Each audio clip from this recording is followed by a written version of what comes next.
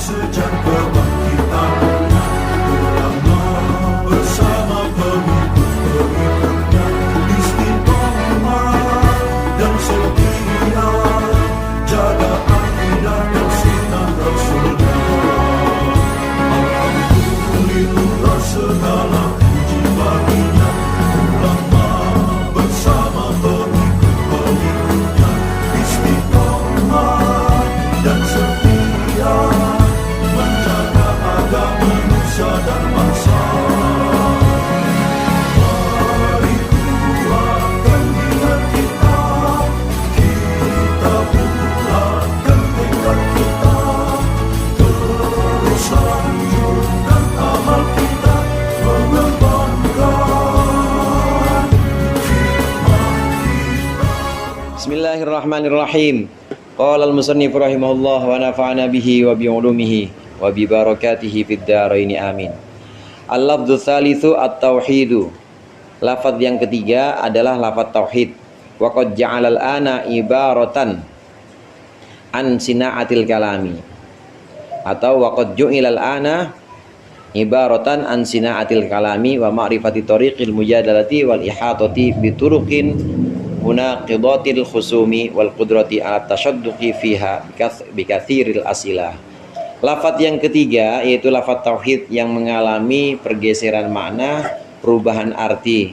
Kemarin lafaz ilmu itu mengalami perubahan atau pergeseran makna. Ilmu yang dimaksud di sini bukan ilmu seperti pengetahuan sifatnya eksperimen, bukan ilmu itu. Ilmu dalam Al-Qur'an, ilmu dalam hadits itu yang dimaksud adalah pengetahuan tentang tanda kekuasaan Allah, tentang perbuatan-perbuatan Allah, bahkan kebiasaan-kebiasaan Allah kepada makhluknya. Dan ini hanya bisa dibaca dengan hati yang bersih. Ilmu yang dimaksud dalam Al-Quran, dalam hadis itu ilmu itu. Tapi bergeser seiring dengan perkembangan zaman, ilmu ya ada sains, kemudian ada ilmu sosial dan lain sebagainya. Ini perubahan arti ilmu. Sebelumnya Imam Ghazali juga menyinggung tentang perubahan kata fiqh itu sendiri. Fiqh dalam Al-Quran ya tafaqquh ya tafaqquhu, atau dalam hadis ini bukan fikih yang dimaksud pada masa-masa setelah para tabi'in, bukan fikih yang berupa kumpulan-kumpulan hukum, bukan. Tapi fikih dalam Al-Quran dan dalam hadis itu artinya paham benar-benar, paham dengan sungguh-sungguh, luar dalam, sehingga menimbulkan rasa takut kepada Allah. Pergeseran makna fikih, pergeseran makna ilmu. Nah, berikut ini lafaz yang juga mengalami pergeseran makna, lafaz tauhid. Wa qad ju'ila al-ana, dan sungguh tauhid, lafaz tauhid sekarang telah dijadikan ibaratan sebagai satu ibarah, sebagai satu ungkapan an musina'atil kalami, dari satu produk kalam atau buatan ilmu kalam. Wa ma'rifati tariqil mujadalati, dan juga mengetahui jalan perdebatan. Wal ihatati biturukin munaqidatil khusumi, dan juga sebagai suatu yang meliputi jalan-jalan kontradiksi atau pertentangan, permusuhan. Wal qudrati ala tasyadduqi, dan juga wal qudrati ala tasyadduqi, dan juga kemampuan untuk tasadduk itu berfasih-fasih lidah gitu. Apa namanya? Ya, untuk fasih-fasih fiha di dalamnya bitakthiril asilati, dengan memperbanyak pertanyaan.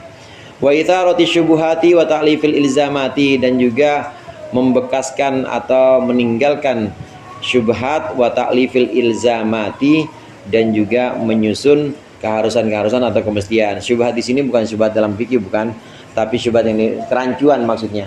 Justru makna tauhid sekarang ini sudah berubah. Tauhid yang dimaksud sekarang bukan tauhid yang dimaksud dalam Al-Quran, dan juga bukan tauhid yang diamalkan oleh para sahabat dan oleh Rasulullah. Tauhid sekarang jadi satu cabang ilmu, menjadi satu cabang pembahasan kalam, di mana tauhid menjadi satu disiplin ilmu bagaimana untuk berargumentasi secara tasyadduq tadi, berargumentasi secara lihai, bagaimana berdebat secara jago, bagaimana membuktikan.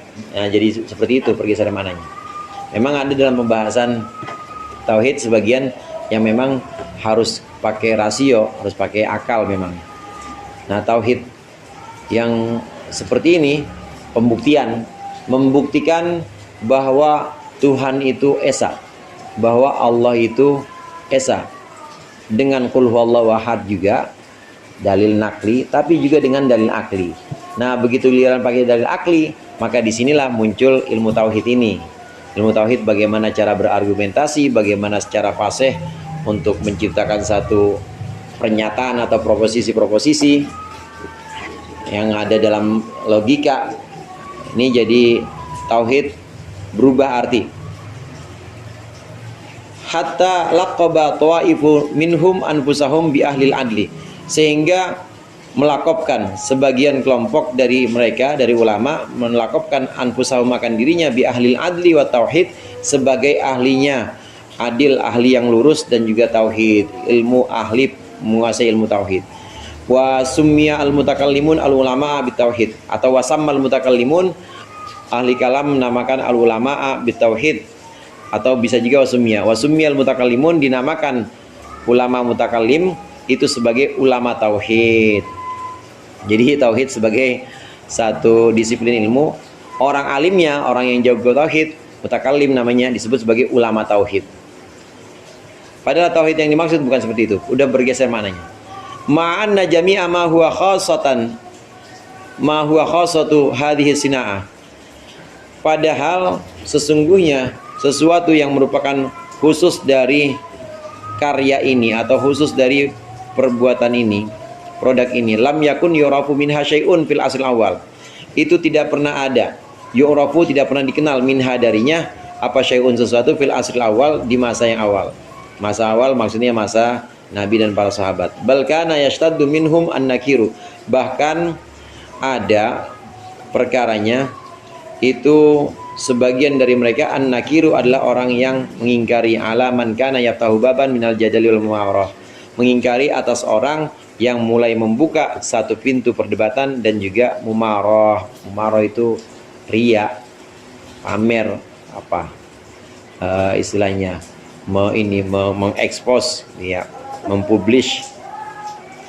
Justru yang dihasilkan dari ilmu tauhid seperti argumentasi-argumentasi baru, kemudian pertanyaan-pertanyaan, apakah mungkin Allah menciptakan batu yang tidak bisa diangkat oleh Allah misalnya, itu nggak pernah ada di masa-masa Nabi, di masa para sahabat.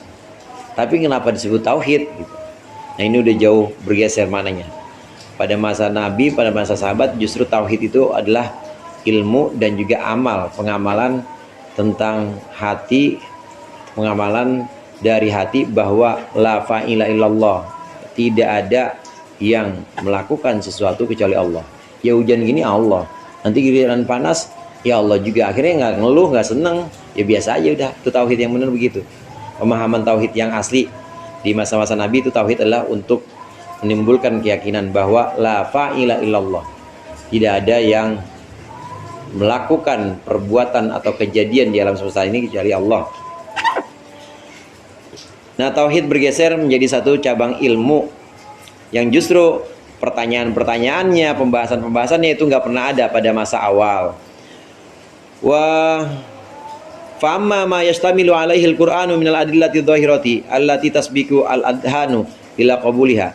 Dan adapun sesuatu yang kepadanya Al-Qur'an itu mengandung, siapa Al-Qur'an minal adillati dhahirati, yaitu dalil-dalil zahir allati tasbiqul adhan ila qabuliha, yang segera, tasbiqu itu cepat, maksudnya segera, apa al-adhanu hati ila qabuliha, untuk menerimanya, fi awali simai, sejak awal mendengar, falaqad kana dzalika ma'luman lil kulli, maka sungguh ada itu semua ma'luman lil kulli, sudah diketahui secara umum. Wa kana ilmu bil Qur'an huwal ilmu kulluh, dan ada ilmu atau mengetahui Al-Qur'an itu adalah ilmu keseluruhannya.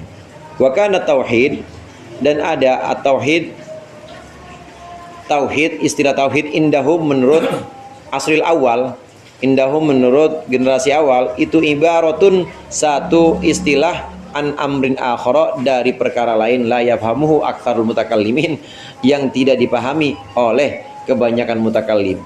Wa in fahimuhu lam yatasifu bihi, dan jika mutakallimun bersifat dengan perkara ini, amrun akhar lam yatasifu bihi, maka mutakallimun tidak akan memiliki sifat dengannya, dengan sifat yang sekarang ini. Apa? Ya berdebat segala macam itu.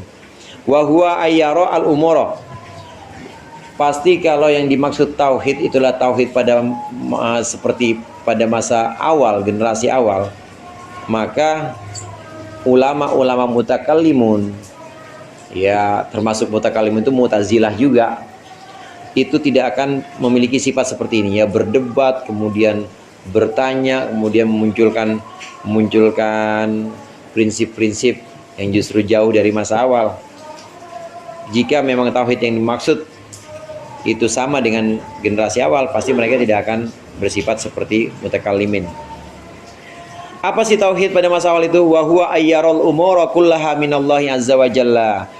Tauhid pada masa awal itu adalah bahwasannya seseorang melihat al-umura, perkara, kullaha seluruhnya itu minallahi azza wa jalla, hanya dari Allah azza wa jalla.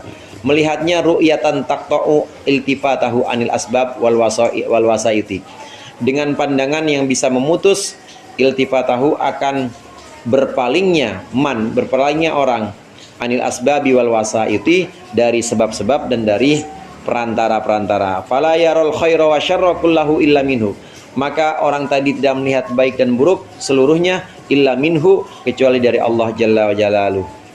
Fahadha maqamun syarifun, ini adalah maqam syarif, maqam yang mulia. Ihda tamaratihi at-tawakkulu, yang salah satu buahnya adalah tawakal, tawakal. Kama sayati bibayanihi fi kitab tawakkul, yang akan sebagaimana yang akan datang penjelasannya fi kitab tawakkul, dalam kitab tawakal. Tauhid yang sesungguhnya pada masa awal, pada masa Nabi dan para sahabat, yang dimaksud dengan tauhid itu seseorang melihat baik dan buruk semuanya hanya dari Allah. Dengan pandangan ini, pandangan bahwa baik buruk itu dari Allah, maka dia tidak berpaling kepada sebab-sebab dan perantara. Kerja bang, kerja. Mau kayak yang enggak, emang gue disuruh kerja aja. Jadi dia nggak bergantung kepada kerjanya, bahwa kerjanya bisa membuahkan kekayaan, enggak. Kenapa ya? Karena Allah perintah fantasyiru fil ard, Allah perintah nyebar di muka bumi cari rezeki Allah. Dia nggak akan tergantung dengan sebab-sebab. Orang yang tauhid pada generasi awal, dan juga kita dianjurkan ini, memahami tauhid dengan sesungguhnya, ini memahami bahwa baik dan buruk semua perkara itu semua hanya dari Allah, hanya dari Allah. Sehingga dari sini tidak akan berpaling kepada perantara. Perantara itu apa? Perantara ilmu, yang ngaji biar apa bang? Biar dapat ilmu? Ya enggak. Buat apa? Ya buat dapat ridho Allah aja. Itu namanya tauhid yang sebenarnya. Jadi perantara ngaji itu dia tidak akan berpaling bahwa ngaji itu sebagai segala-galanya. Dia tidak akan berpaling bahwa pekerjaan yang sebagai wasilah untuk maisha, untuk penghidupan, itu tidak akan dijadikan sebagai segala-galanya. Karena itu adalah asbab dan wasaid tadi. Itu hanya sebab-sebab, hanya perantara-perantara. Sedangkan Allah musabbibul asbab, Allah yang membuat sebab-sebab itu. Jadi ya cuma Allah aja namanya tauhid. Dia tidak akan berpaling pandangannya kepada perantara, pada sebab-sebab itu. Hanya Allah saja. Nah dari sini maka akan muncul sikap yang namanya tawakkul atau tawakal. Thiqatul qalbi bil wakil haq. Tawakal itu percayanya hati kita kepada wakil yang sesungguhnya, atau kepada yang layak dipasrahi sesungguhnya. Bihaitu yattaribu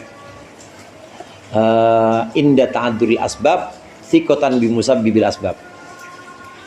Sekiranya hati kita itu tenang meskipun tidak ada sebab-sebab, meskipun tidak ada perantara-perantara, hati kita tenang. Kenapa? Karena kita masih punya musabbibul asbab. Kita masih punya yang bikin perantara-perantara itu. Siapa? Allah. Dia nggak punya motor misalnya, ya buat Gojek motornya hilang.